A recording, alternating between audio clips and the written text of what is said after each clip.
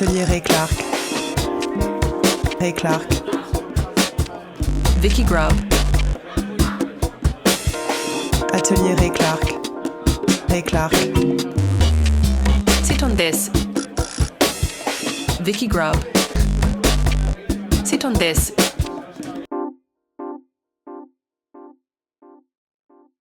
Welcome to the Sit on This podcast. If you haven't heard of us before, my name's Vicky Grubb and this is... And I'm Ray Clark. How you doing? Clark, and we're upholsterers, and we like to bring in upholstery mentors, we like to bring in other upholsterers and other members of the industry serving our industry. And today we have a very special guest.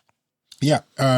Ladies and gentlemen, it brings us great pleasure and honour to invite Miss Joanna Privett to the Sit on This podcast from the British Furniture Association. Is that right? Yes. Yeah, That's the it. BFA for sure. Yep. Yeah, and the BFA is the official trade body for the entire furniture industry in the UK, from manufacturing to retail.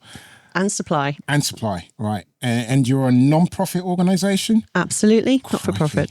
And your mission, as I understand it, is to drive growth and make sure the British furniture industry has like the recognition it deserves.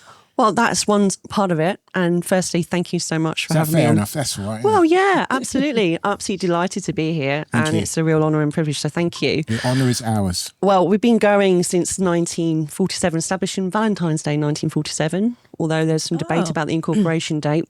Either way, we've been going since the 1940s, so I've been around for a very long time. And what was it originally set up for? Was it like a lobbying trade body? It was actually a bunch of furniture makers, clusters around the UK, primarily High Wycombe. It's meant to be a very furniture famous for heartland. furniture And it's evolved over the years. It used to be called the British Furniture Manufacturers. And actually last year we decided to become the British Furniture Association because there's so much diversity within the sector, and we realise that the suppliers want to meet the manufacturers, the retailers want to meet the suppliers and manufacturers, and we want to represent the whole sector in its entirety. So originally, was it about standards then, like standards in furniture making, and has it evolved from that? Is it still kind of about that, or is it what's it about now? Yes, I mean, there's many elements to what the BFA represents. So quality, standards, making sure sustainability is a big thing. It has evolved over the years. We started off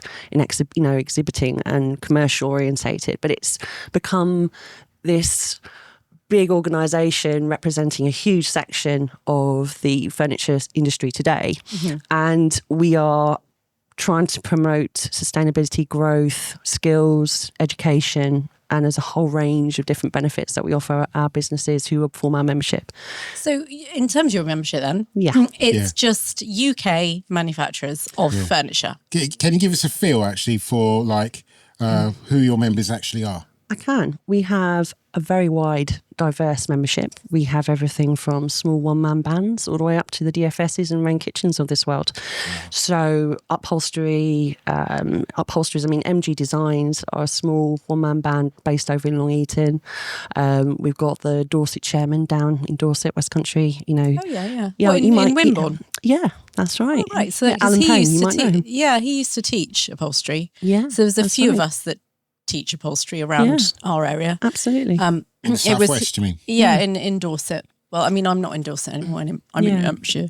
But there was Sonaz, she and the Dorset chairman. Shouts out to Sonaz, how you doing? Yeah, and obviously Cece.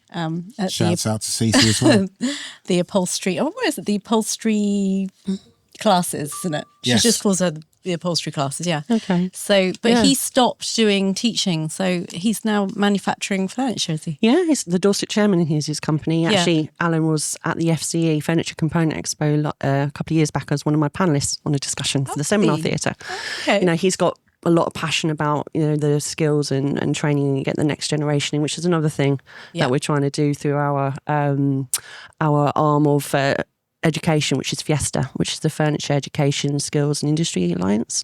So we kind of support that as well. But yeah, there's an awful lot that we do, and lots and lots of different areas. Furniture Alliance, you say? So is that training in Fiesta? It's not the small car. Some people say. When I first heard it, I thought, what does that even mean? Yeah. So what is Fiesta? Well, Fiesta is the Furniture Industry Education and Skills Alliance. You were reading that, weren't you, on your phone? I had to, because I just, we'll try again. So is it like so it's not the car, is it like a training kind of facility, or is it? Well, it's supported by the Furniture Makers Company, Commercial Interiors UK. City of London. The British, yes, that's right. So the Furniture Makers is the sector charity. Ourselves, the British Furniture Association, and the Furniture Research Association, FIRA, Furniture Industry Researchers. FIRA. FIRA. Yeah, FIRA. What's the other one to FIRA?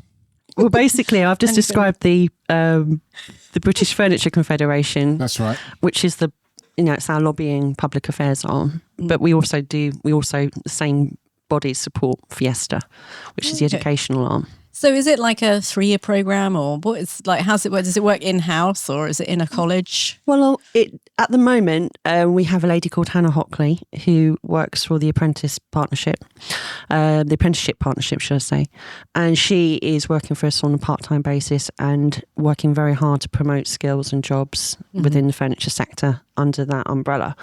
She's very knowledgeable, but I would recommend anyone who's listening who's interested in learning more about that to visit the Fiesta website. And it's more. So do you learn just because obviously with the MESF you have the diploma, and that's upholstery skills. You do learn a little bit about furniture repair and things like that, but in terms of carpentry, and I suppose that this particular Fiesta is kind of concentrating on frame making as well, is it? It could be anything to do with furniture making, as I understand it. So there's lots of different apprenticeships, which is obviously put out by the government. Yeah. So I know that Hannah is very keen to talk to businesses at the moment to get some case studies about the type of skills that they need to kind of support that, push that with the government as well. Yeah. So it's as I say, it's funded by the 4 companies I mentioned previously. Yeah. So, and is that so? If you say you had an employee or you met an apprentice and they wanted to go down that route, is that you as a business would fund via the body? Would you would ask for some funding, or how would you go about, or is it completely separate to anywhere that you work? Well, this is a question I think Hannah's probably best to answer. I have top level knowledge on it. She's the one who can advise about funding and things. But I don't think there is much in the way of funding. Although Skills England have been given a pot of money towards T levels. Oh yeah. And so there is talk about developing T levels for the furniture sector. Right. And that's where the funding's coming from, as I understand it. Yeah. But as I say, Fiesta's website's been revamped, relaunched, and we're keen to kind of promote awareness for that to the wider economy and businesses out there, or anyone who wants to get a career in furniture, really. We know that the sector is desperately in dire need of youngsters to come up and take on the next generation challenge. It's one of the things Ray and I are quite passionate about, like bringing young people into the industry. Absolutely. And I know that from talking to people like George Smith and other actual manufacturers, they've struggled to get new people in. Yeah, it is a concern, and which is why the British Furniture Association wants to get behind enterprises that are kind of keen to get the next generation in and supported and into the workforce, because furniture, I don't know how much you know about the economy and how much it supports the British economy as a whole. No, give us some figures. Yeah, have you got any facts and figures? I have some exciting figures. Do you know them off the top of your head? Then? 9.6 billion. Oh, really? 9.6 billion contributed to the economy. Wow. That's a stat from 2023, I believe. What percentage is that of the economy? Yeah, what is that? Now that is a question. I'd have to go away and speak to my comms guru to find out. But it is a big old sector, and it's something like 41.2 billion overall. So a year. Yeah. And that is that only within the UK, or is that because presumably some of these manufacturers actually send their furniture abroad as well. I mean, I know George Smith sends to American things. The 41 billion figure includes retail as well. Yeah. So, it's a very large part of the UK economy, and that's why we really kind of want to stand up and start shouting the flag for British furniture manufacturing, because we have our part to play. Yeah. So that's interesting, because I'm just going back to that.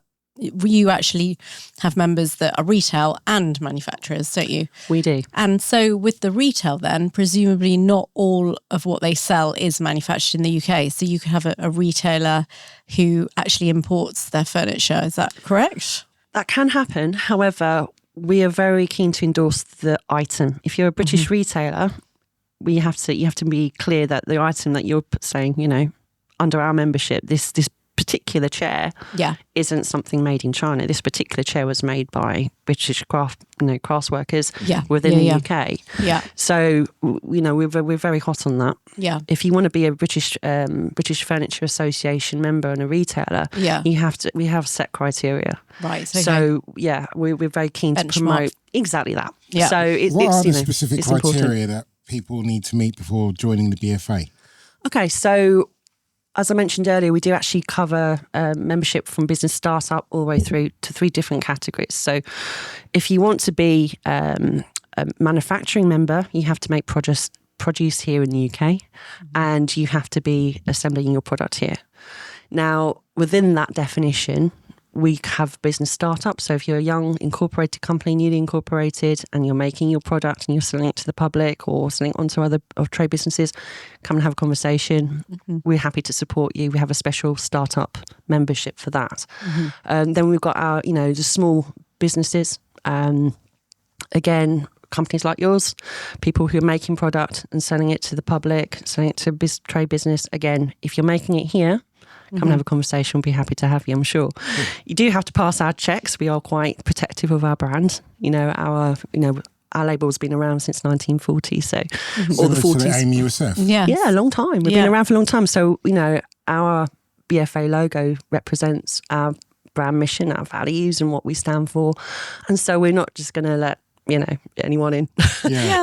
We have to be careful about that, and we're protective of that. There's certain standards that you have to uphold. Absolutely. That's what it's all about, right? Raising standards and making sure that, that Buy British ethos has got some substance behind it. Otherwise, what's the point? So, it's ironic saying this.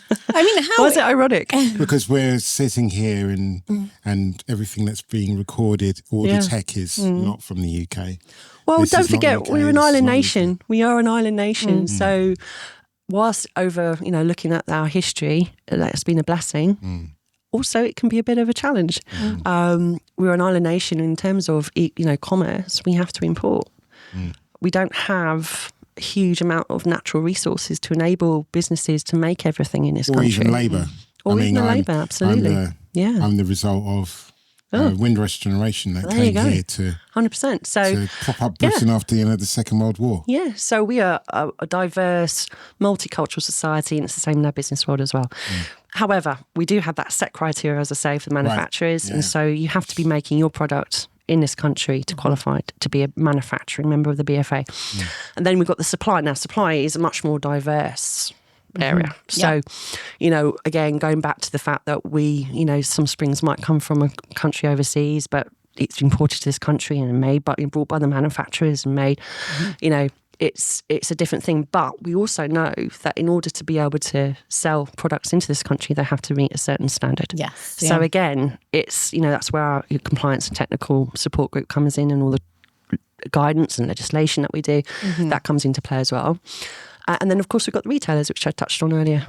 I mean, talking about the suppliers, this is what the Furniture Components Show is all about, isn't it? That's right. That's right. Ray and I went up to the Furniture Components Show last year. We really enjoyed it. That was fun. It was fun, wasn't it? It was. Yeah. I mean, we worked the room, didn't we? We literally talked to everyone there, and I learned so much. I'm surprised there aren't more small independent makers, upholsterers, soft furnishers going to that type of event just to see firsthand the variety of components and parts and pieces that can be used, that go into a piece of furniture. I think it should be actually integral to part of the teaching part. But that's just my opinion. I'm not speaking on behalf of... Well, Ray, I mean, I just need to kind of get you to work for my marketing team. But you just answered the questions why people should be coming. What I was amazed about is just, obviously, you see the kind of the future of furniture making, the AI technology and some incredible... robots that you had there. Remember? Shouts out to BEA. But we saw the robots and the Pathfinder cutting machine. That was incredible. That was awesome. Yeah. Also, a lot of it is applicable to our workshops. That's right. That's why we want to going have to more upholsterers come to visit. Interesting. Use of different types of cellular foam. I mean, all the sustainable options that were available at the show through companies like MKev. Shouts out to MKev. It was absolutely really eye-opening.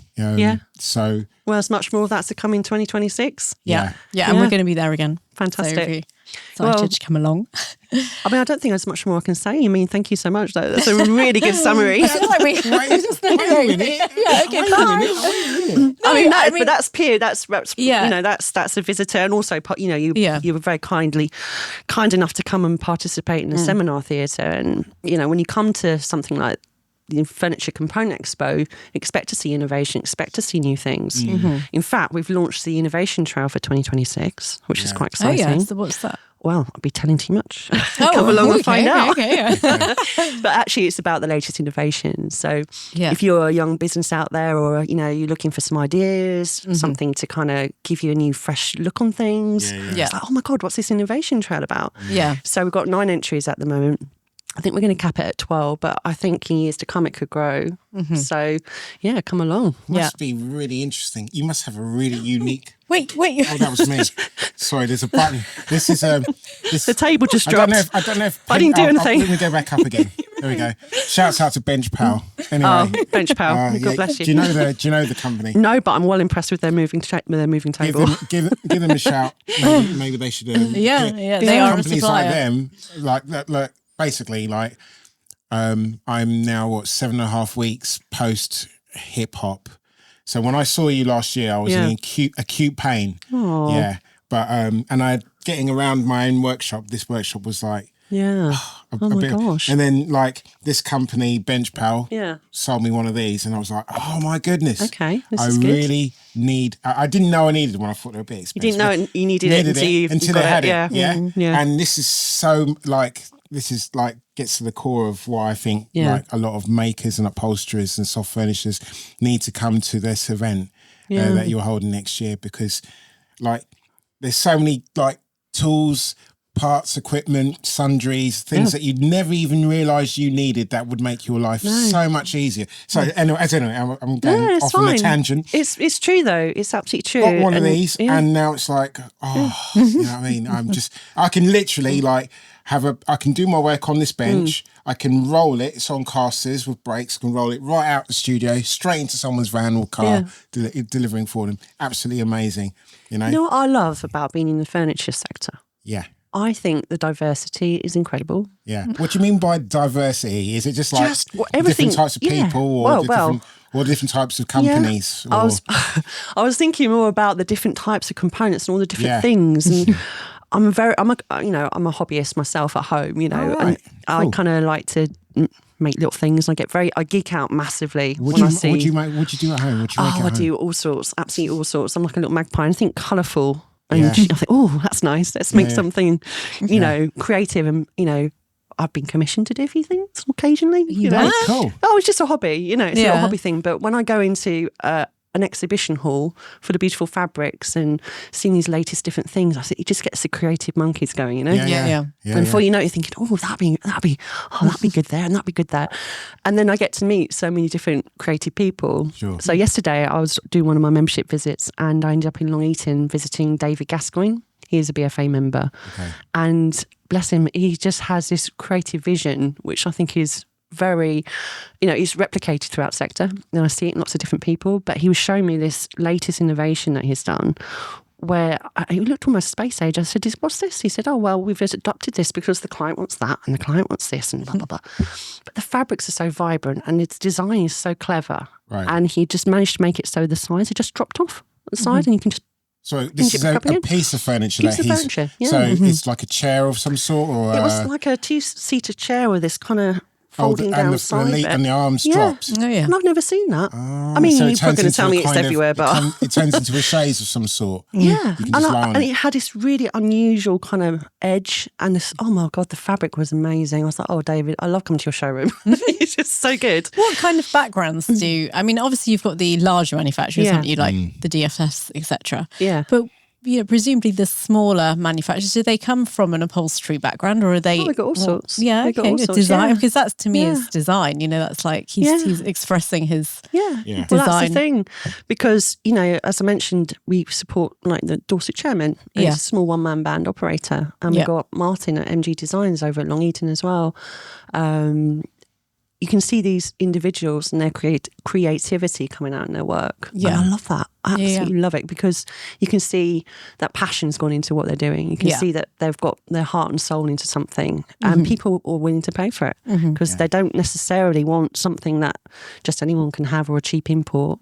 Although I appreciate that price point will drive a lot of people's buying decisions. Yeah, I mean, I think we should probably talk about that, because obviously as one-man bands, all of what we do is, very kind of craft orientated. It's very detail orientated. Yeah. But some manufacturers in the UK, from our perspective, we see a lot of furniture, particularly me, I see a lot of furniture coming in that is not always made in the UK, but is also made, you can tell when it's made in the UK, and you can tell when it's made abroad as well. And it's not always great. I mean, you've got pallet offcuts, you've got bits of chipboard shoved in there, you've got different types of some of the things you foam. see. And this is manufacturing, So I'm to my students, they're like, oh, well, I've bought this amazing wing chair. And then we start taking it apart, and it's literally full full of this like thin balsa wood, or like bits of cardboard. Chipboard. Yeah, chipboard's like really famous, but also MDF offcuts, which are so heavy for a frame. I mean, like just it's so unsustainable. Yeah, and you can actually see the cutout in them. So it like a DFS, for us, has a bad rep. It does for a single individual. Careful here, we might. Well, I know, but it I does. don't want to be on the end of a lawsuit. No, I know, but how are you maintaining the quality of a large scale British manufacturer? Because what they are providing is they're providing something at a sofa price point, at a cheap price point. Yeah. So they must be cutting their costs in some way. It's also devaluing what an upholsterer does from a possibly. I don't know if it's devaluing it, but I think. I mean, if you're getting machines now to make it abroad and then import it into the UK, and then you sell it at a cheaper price point, that gives off the wrong impression to the consumer that what we do is like, because worthless. people will come to us and go, how much to do a sofa? I can get one from the sofa shop down the road for £900, for £500. Good luck with interesting that. And we'll see you in a couple of years when you need it upholstered. So how do you maintain quality for large manufacturers like that? Because that's what I'm really interested in as a small scale upholsterer. I think what we have to be mindful of is that in this country, we have a very diverse economy, and there are always going to be people who are going to need sofas and chairs. Everyone needs to sit on something. Everyone needs something to sit on, yeah. So we have to be mindful that we don't penalise the big manufacturers for providing that service. Because as you say, a sofa from a company like DFS, who are British furniture manufacturers, and members of the BFA, they've got a huge scale production. Sit on this. Ray, I've got a confession to make. I once dated a tool. Now, are we talking heartbreak or hardware? Staple gun, my BEA. Honestly, it's been more reliable than most people I've ever worked with. Oh, totally. Mine's taking a beating over the years. Still fires like day one. No jams, no weird noises, just solid work. I use 71 Series 421 staple gun most days. But I've also got the long nose 436 for those awkward bits. You just know it's going to deliver clean staples every time. And it doesn't wear arm out either, especially when you're working on a big frame or doing repeat jobs. Powerful, reliable, and never goes to me mid-project. Legendary and dependable. Bit like me, really. Only difference is my BEA doesn't moan when I drop it. Are we still talking about tools here? I've got feelings, So if you're tired of unreliable tools and dodgy knockoff staple guns and want to upgrade your kit, now's the time. Head to the link in the show notes and you'll get 10% off your first purchase on guns and staples using the code SITONTHIS10. BEA staple guns. Powerful, precise, and honestly a lot easier to live with than some of the tools I've known. Staple smart, sit on that. No No, we're not saying anything bad. We're just talking in general about DFS. Well, DFS are members of the BFA and they're very supportive of the work that we're trying to do and leading the way on sustainability as well. They have a ESG director. Yeah. Sorry, ESG. And what does that mean? Education standards and... environmental and social governance. Thank you, that's the one. So, and that's a term that another acronym, so many acronyms in a sector. Yeah. But yes, do you put pressure on them to create quality? I mean, do you, as your standards, in terms of like, if you compare it to a small scale manufacturer and what they're doing, or maybe like, I'm thinking in my mind, I'm thinking about the differences between, say, a manufacturer like George Smith, who are using quality products and quality sundries, and they have frame makers. Out to Jim and George Smith. Are you setting standards for cheaply made furniture? No. Well, we don't want to encourage poor design or poor quality. Yeah. We do have a code of practice as well. Yeah. Don't forget. So our code of practice for our membership states about what we expect and sets our standards out. We don't do audits as yet. We're too small. Maybe further down the line. There are actually independent bodies who do audits. Oh, that's go into interesting. manufacturing places and say, don't like the look of that. I think that's really important. I mean, I think that's massively important for any trade body to do audits. I mean, the OMUSEF actually does do audits. They go out to every new member. They come to if your your training studio. facility, it's like a couple of times a year that they come and just assess the quality of work, and you're verified as well. I mean, it's slightly different when you're actually a training facility, isn't it? Well, yes. So it's a slightly different perspective, but because the sector isn't regulated like, say, private parking or something, it's a different kettle of fish, really. Do you think it should be regulated? More heavily regulated or less? On a personal note, do I think it depends what regulation we're talking about here, because it is massively regulated. It has a lot of legislation that you have to be compliant with. Well, yeah, because I'm thinking you've got all the fire regulations. And then there's sustainability and the use of natural materials. Yeah. There's lots of things legislation-wise which businesses have to comply with. That's true. We have our special interest group to design to kind of get people together to talk about that, because sometimes you just need that extra support and help and guidance. Yeah. So, it's to answer your question, it's an interesting one. Is there going to be a government law that comes in that says, you know what, we're going to have this audit and you're going to have to do it by once a year and send it to the central government? Rid of certain chemicals out of certain products. I think anything that improves product safety, anything that's going to help with our economy on the whole is always a good idea. Yeah. So what that looks like and how it would be implemented is also something to think about for the future. Yeah.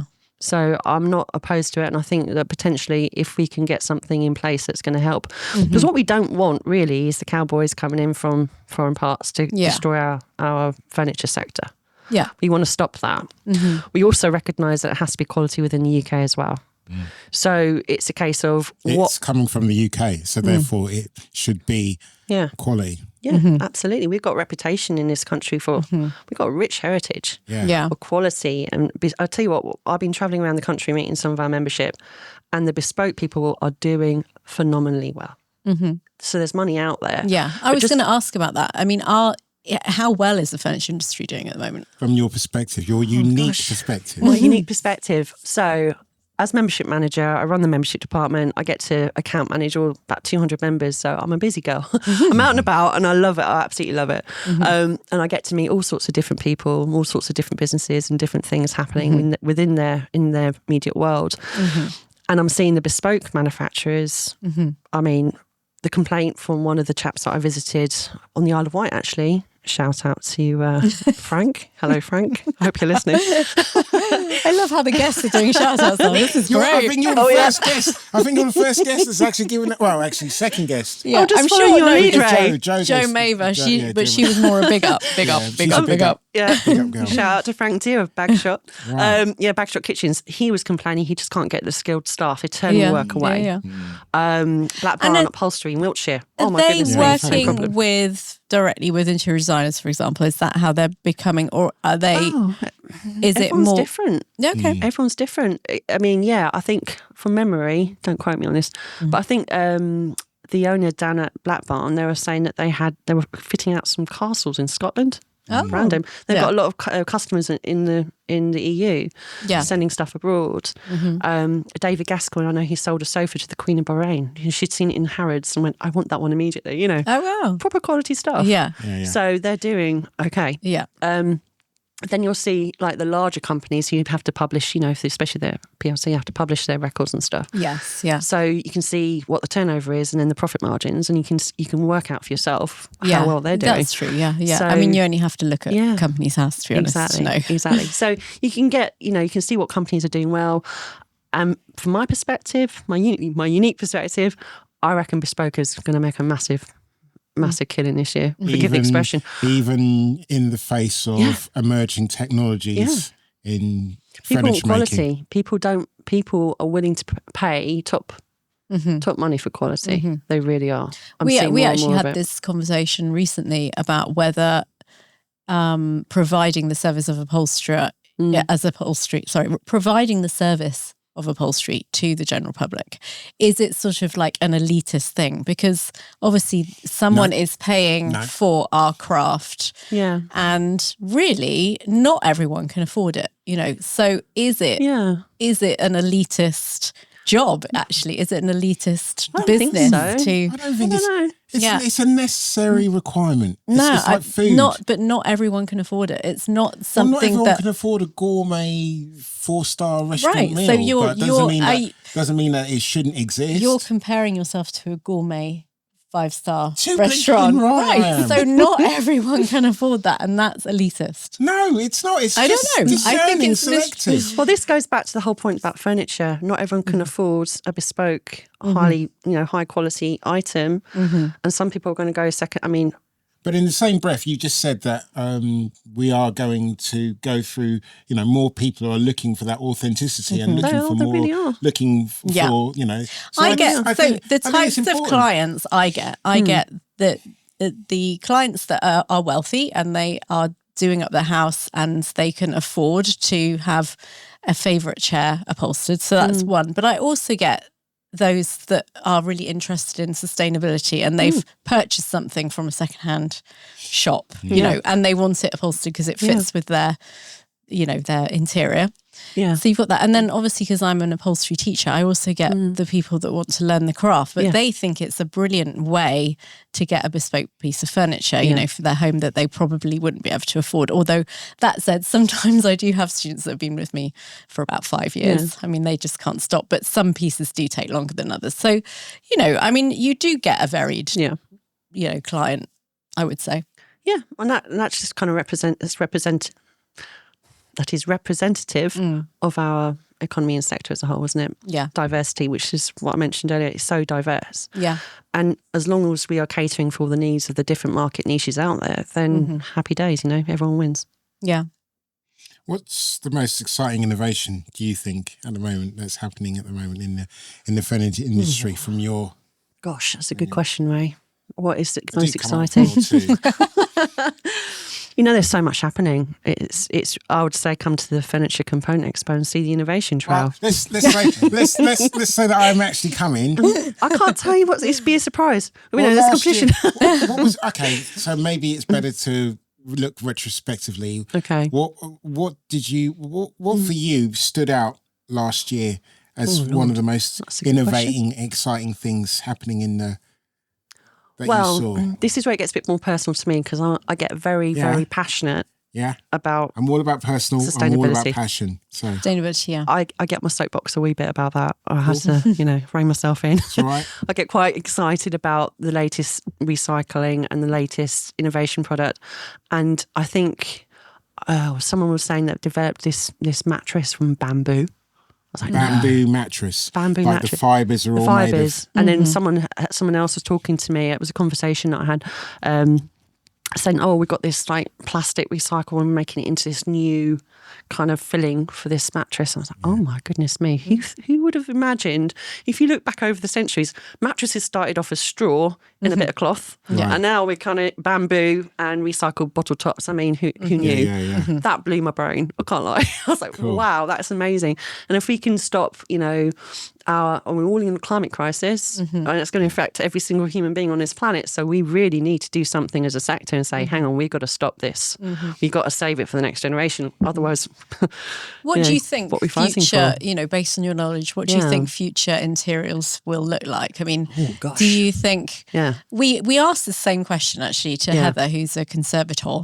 And we said, what are you going to be conserving in the future? But I think it's also really relevant with furniture, with, manufacturing. Like, what is a lounge going to look like, or a bedroom in the future? That's a really good question. I don't know the answer, but I can imagine. Yeah. I think as our climate gets warmer, we are going to, And wetter.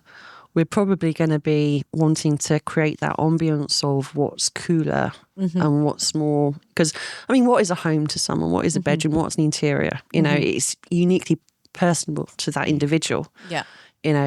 What one person likes is not going to be the same as someone else. I think, and though, so it's difficult to with all the generalise. the campaigns around toxins in foam and things like that at the moment, the manufacturers are going to have to change, I think. This is just my personal opinion, okay? So I just feel like there's going to be a demand, as soon as this campaign gets bigger and bigger and people start to realise that there's a lot of chemicals in foam in the in the UK, harmful chemicals that can affect the adrenal system, endocrine system. It's going to be possibly cancer causing. The general public are going to be demanding more natural products in their sofas where their children lay. They just are. I think there's a big educational piece required, because not all chemicals are bad. In fact, I visited Plasfoils, who are up in Leicestershire. I can't say it, Ashby de la Zouche, I think it is. Ashby, up somewhere in the Midlands region. Right. Thank you. Twin town with... Yeah, I travel, I get around. I'm all over the place.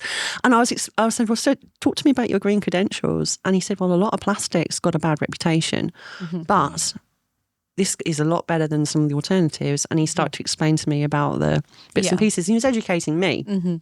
And I think that we need to understand, and it's very easy to kind of get one bad story and it completely tarnish the image of the sector, because you know what? Well, there was a film, I think, in America, Toxic Cockseat or something like that.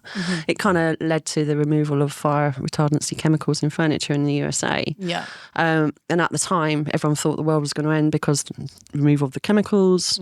But you know what? We spoke to our British Furniture Association counterpart in America, and they said, you know what? It's absolutely fine. It'll be fine. In terms of furniture causing fires? Well, that's an interesting one, because the fire regulations is something that's been under review by the government.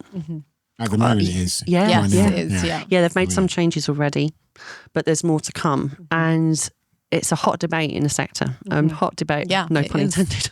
None taken. It's an interesting topic of conversation, because they are, some people want the chemicals, some people don't. Who wants cancer-causing chemicals? Well, hold on a minute. I suppose if you are actually producing fire-retardant fabrics, then your entire business is based on those chemicals being in fabrics and foam. So, you know, that is your business. So those people are going to be lobbying against, But there's also chemicals out there which are perfectly harmless and which are being used. I mean, Vitafoam have been very keen on developing, I think, and the technical lady there who's Vitafoam, yeah. They're a supply member of the BFA. And I know that they've been doing a lot of work on producing much more greener foams. And lots of the work of the BFA members, innovations, again, working on sustainable, environmental friendly products. And what do manufacturers think of things like these sustainable foams like Ultraflex? I mean, do you know? I haven't heard of Ultraflex. It's over there. Look, I've got some over there. I'll bring over a bit for you. It's a rubber-based. Is it a rubber-based foam? I don't actually know. What is it? I think it's a polymer. What is it? You can. Well, every day's a school day, right? Yeah. I mean, how are manufacturers incorporating sustainability? This is a sample piece of. Yeah. Okay. It's made from recycled foam. Is it? Okay, Nice. so I didn't know that. It's made from recycled Recycled foam. That's No, sorry, brilliant. recycled plastic. I should Recycled say. plastic. Yes. Oh, this kind of ties into the other stuff that the chap was telling me about at the FCE. So, like, I've got this. We've got that. To be New honest, innovation. I've heard mixed opinions about that from Well, the upholstery I haven't sector. actually had the pleasure of But trying to I've make been anything with this. using so it. And it's quite I don't interesting. know who's using it, but if it's something I that's think so. sustainable, then I'm sure lots of manufacturers would be interested in the product. Yeah, I think it's got mixed reviews in terms of longevity, hasn't it? So And also cutting I'm just interested in the manufacturers of what their sustainable. Where are they going with sustainability? I know it's a big topic with It's a huge topic. individual upholsterers. Well, we've launched our environmental social governance forum, and we're looking at doing a roadmap to support the smaller businesses to become more sustainable. It's a huge topic. I mean, you've got massive companies like Silent Night who have dedicated full-time resource just on this one thing alone.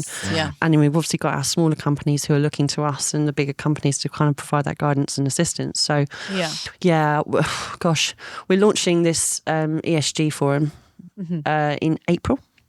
And we're inviting people to kind of participate in that. It's going to be a non-competitive environment, but we're there to share common challenges and collectively work as a group together to try and get some best practice and share that with the wider membership. I think I'd be really interested in finding out the information, what was actually talked about, what is going to be talked about, because as a small upholsterer, I would be interested to see where manufacturers are leaning. Obviously, they will have a budget, like their focus probably isn't sustainability. It's probably on their list, but it's probably not their number one. Well, that's another And interesting it's topic. like really. sustainability and quality. Yeah. Like, I want to know, this is just from my personal perspective, I want to know what they're going to be using for, making in kind of large quantities, because they're making for the majority of the population, and what materials they're putting in there that I can translate down into my workshop that have longevity but are also sustainable. That would be interesting for me to know. Well, as a training facility, being able to as a inform training- your students. As a training facility, but as an upholsterer as well, just because, like, we obviously know about the different materials coming to market, and we're often guided by the chair that we're taking apart. So perhaps it might be horsehair. It informs the process. It informs you. Whereas in manufacturing, you are creating the design, you're creating the shape. So you're looking for something that has longevity. Perhaps you've probably got a timeline on a sofa. I would imagine you probably say your timeline, because I think anybody making anything these days has a timeline. Like, if you're making anything electrical, it's not like the olden days when it lasts forever. So I'm just thinking, like, if they are keen to have things that are not going to malfunction, but they want to be sustainable, then what are they going to be using? Because particularly things like Ultraflex, and in our community, it having mixed reviews, presumably the manufacturers have actually said, no, that's not something we can use. I don't know. But I would just be interested to know from again, the changes from foams to... There's such a massive amount of supply products out there. I think that, again, the furniture, I keep on going about the Furniture Component Show, Expo, but it's so important to have these events where you can come and find out the latest innovations, find out what's new, what's changing, because someone would go, oh, I know, let's do this and see what happens, and come up with the next best thing that's going to revolutionise someone's life in their business. Sit on this. Hey, it's a massive roll you're hugging. This fresh Hessian just arrived from Martin's Upholstery Supplies, and yes, I'm emotionally attached. Well, that explains the grin. You do love a bit of 12 ounce. Hey, don't knock it. It's the unsung hero. Holds my springs in place, neatens up my work, and smells like proper upholstery. I love the smell of 12 ounce in the morning. Yeah, I actually ordered from Martin's last week. Foam, webbing, a few finishing bits. It all turned up in 2 days. No faff. That's what I love. Whether you need a tin of glue or 10 metres of calico, it's all there, and it's all brilliant quality. It's definitely my go-to for top-ups, especially when I realise I've run out of something mid-project. Yeah, which is about every week. Exactly. Martin saved me from full-blown panic attacks more times than I'd like to admit. If you're setting up a workshop or just need the basics, Martin's has the lot. And as a special treat for our listeners, they're offering 5% discount on all foam and upholstery sundry orders. Just check the link in the show notes below and use the code SITONTHIS Martins5 for your discount. Martin's Upholstery Supplies. Solid, speedy, and always got your back. Sit on that.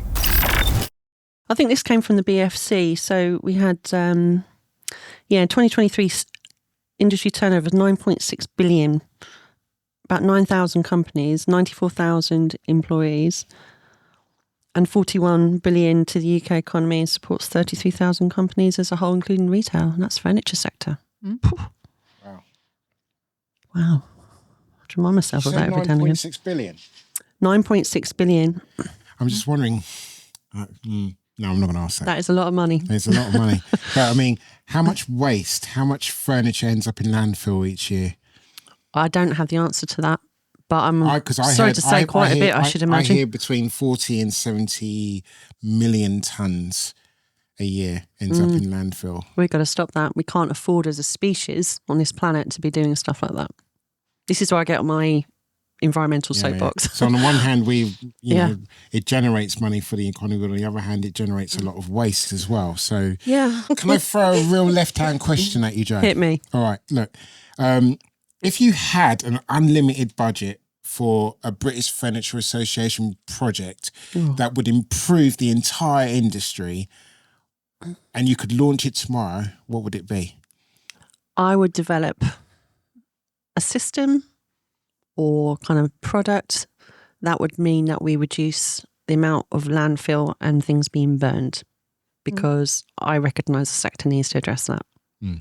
Now, that could be going into the realms of Battlestar Galactica Fantasyland, but I like Battlestar Galactica. if I could magically wave my magic wand, I'd solve our environmental issues as a sector. It's no different to like a waste management site that's recycling cars in a way. You get the old car and they take all the parts apart and we then need they to find resell. a way of doing that as a sector. I know there are lots of companies out there who are leading the way. Some of the smaller companies, I mean, if you think about it, I don't know if you've seen our membership list, but we've got at least 30 members who have to report on their carbon footprint. So they're doing a lot of work on making sure their manufacturing is sustainable. Obviously it's kind of what we do in a way, because like if you're taking something to a charity shop and then someone's buying it and they're bringing it to an upholsterer, that is kind of like, exactly what you're talking about in a way. But if you were doing it large scale from manufacturing, it would be really hard to, it's certainly the foam part of it. I mean, how you take off the foam, and that's the major issue that's actually happening, isn't it? Because they're having to segregate it because of all the toxins in it. But there's so many different changes happening, and the sector there might be a preconceived idea that there's lots of manufacturers out there who don't care about the environment, but they do. They really do. We're seeing it, all the kind of innovations coming out. We're seeing these new ideas and these think groups come together, facilitated by the BFA many times, where we've got the experts in their sectors or their businesses coming together saying, we've got this idea, we've got that idea. I mean, one of our values is we're stronger together.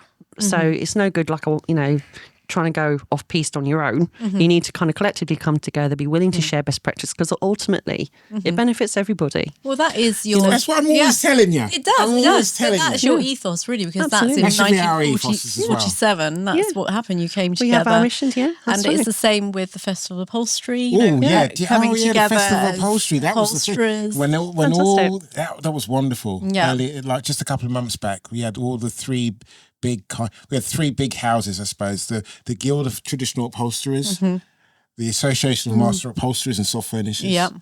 Brilliant. And the what was the other one? The worshipful holders. Oh, for goodness sake, Ray! Yeah, the worshipful company for upholders. And next year, all under one BFA roof as well. Maybe, I don't know. That'd be awesome. Yeah, get. Well, send me an invite. I'll rock up. We'll hook you up with Kirsty and everyone.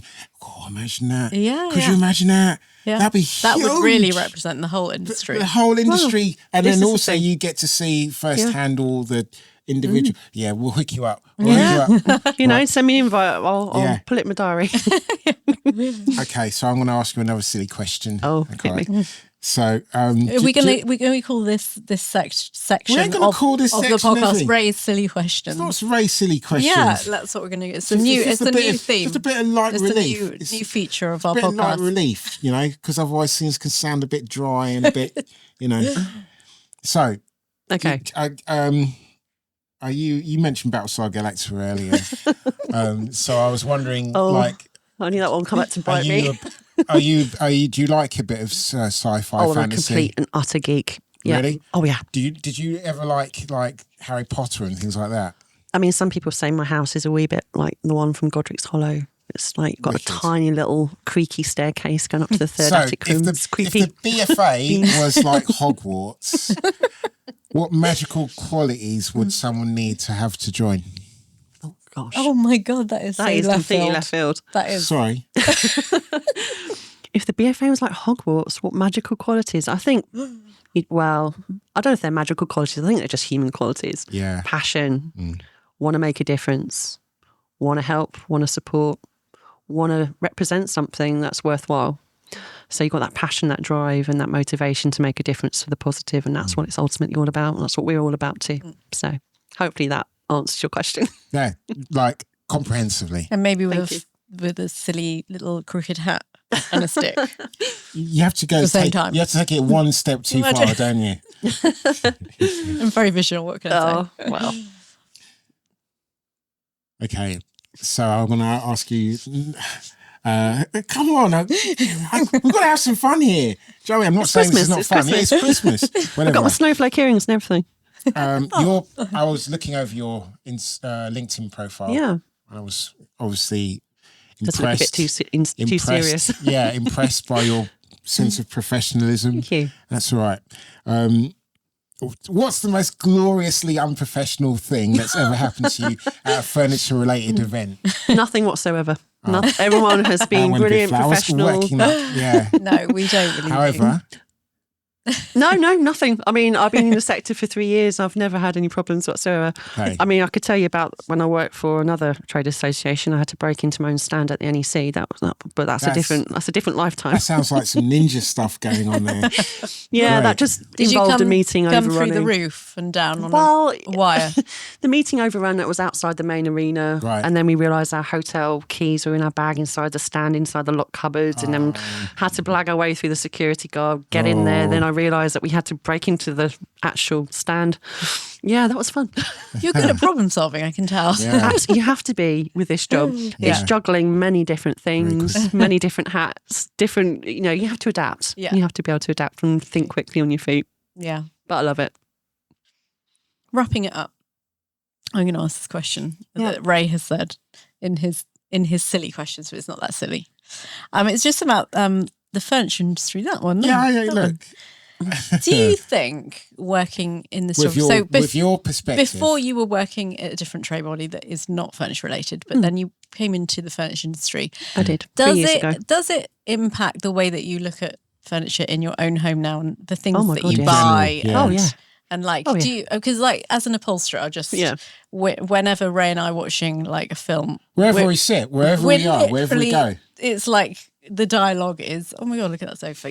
It's you become absorbed in it. You do. You do. And the answer simply, yes, absolutely. My goodness me. I think I touched on it earlier on. One of the things I absolutely love about my job is I get to see some beautiful creations, and you see the quality and the craftsmanship, and also my inner geek goes, oh my God, how does that work then? And what's that there? And what bit's that? And what, where does that come from? And my brain's on, constantly worrying. I love going to the different trade shows, meeting the members, all the different conversations you can have, things you can learn. So yes, I mean, as I mentioned, I'm living in this kind of building zone at the moment, and I'm upgrading my tiny tumble down cottage. Oh, nice. I am, so I have no major furniture to call my own as yet, apart from secondhand stuff which I picked up. But ironically, went down to the local hospice in the Weald and I picked up an HSL chair. which is HSL Chairs, one of our BFA members. Yeah. And I went to visit them a few weeks back, and I said, I've got one of your old chairs in my front room, which is a temporary measure, and I picked it up from the hospice, but it's such good, you know what, it's such good quality, and it's been around for at least 50 years. I mean, have you ever, because You know. you say that you like to do a little bit of craft, have you ever done an upholstery class before? No, I haven't. I mean, Oh my gosh, we I need to should get do. you, yeah, we need to get you down. Like you come and do with your HL I'd be so, I'd chair. love it. We'll do I would. something, you know. Come into my studio and maybe, like have a maybe little. we should do Yeah. like that idea that we had at the Furniture Component Show last year. What was that idea? I don't remember. Well, we're actually in the process of doing that idea. I don't know. Are we? The bits of furniture. No, we are. We are actually in the process of doing it. I don't know because I'm Park not and sure what Knowles. yours. Oh, the Park and Knowles, yes, yeah. Oh, you got we some did have that. Park and Knowles are BFA members. Are they? Yeah, Yes, yeah. they are. Great frames, Park and Knowles. Yeah, So we solid. quality.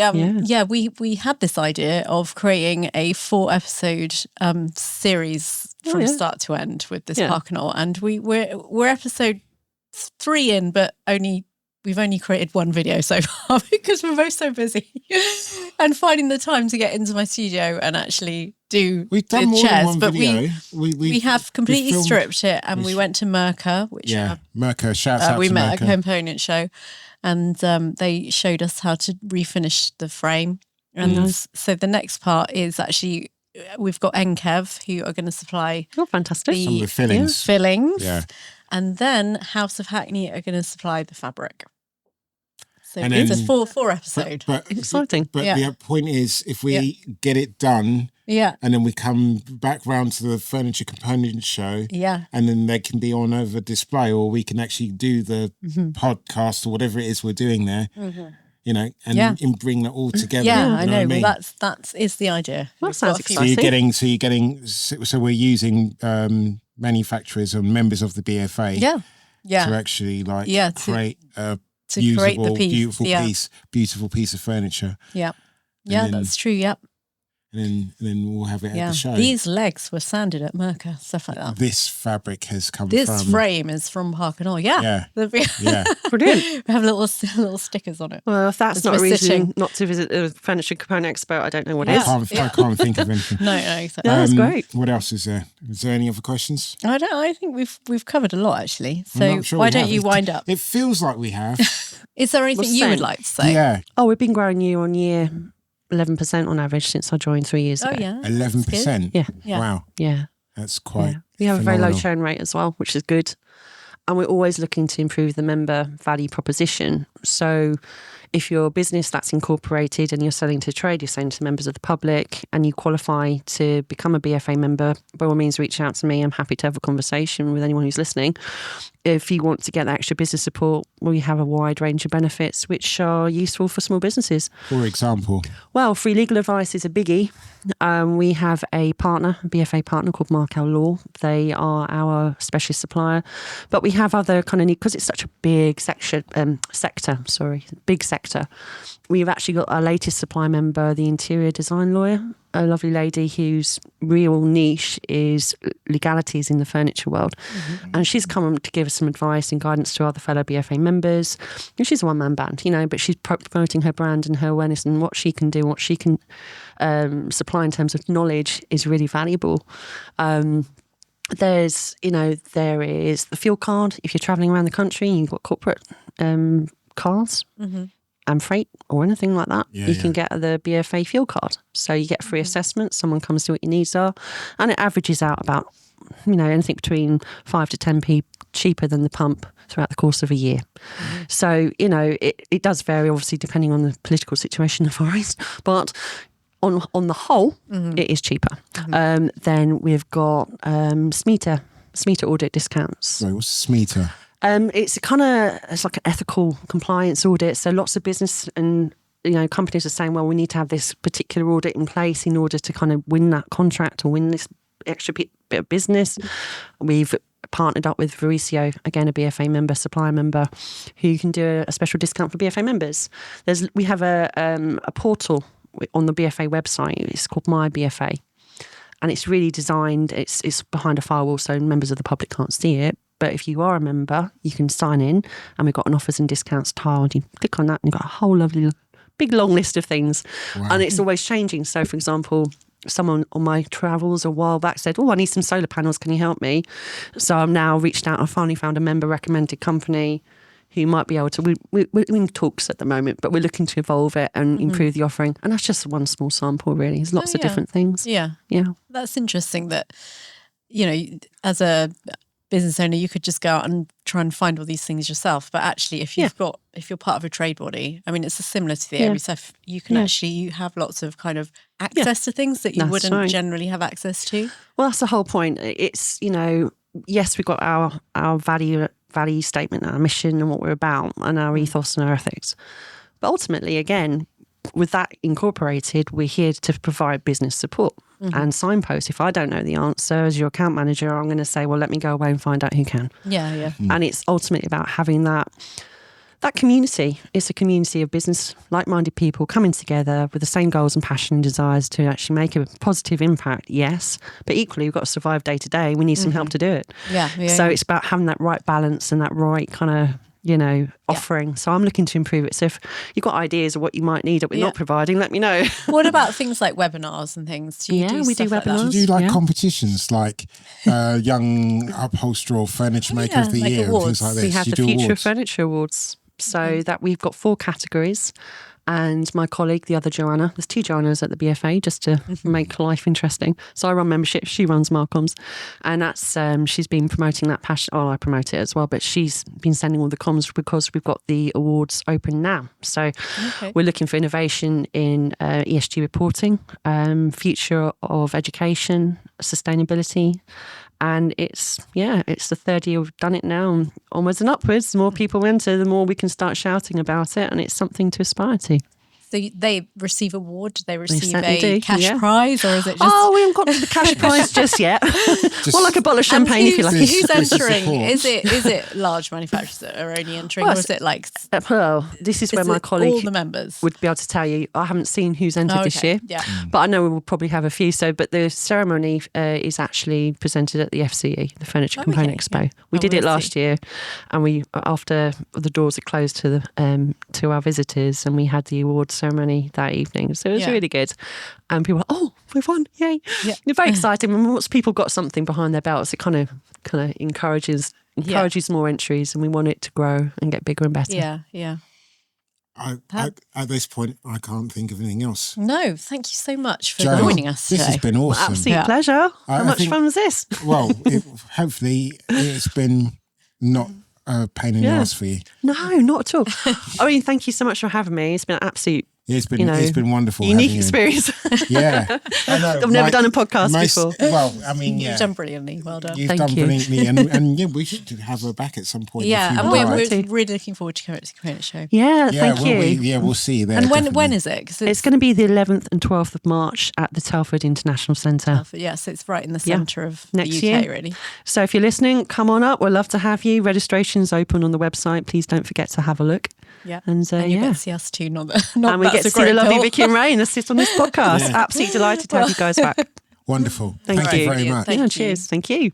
Ladies and gentlemen, you've just been listening to and watching the lovely Joanna Privett from the British Furniture Association. If you like what we're getting up to here on Sit On This, please like and subscribe. And once again, thank you for watching. Thanks. Thank you. Bye. Bye. Sit on This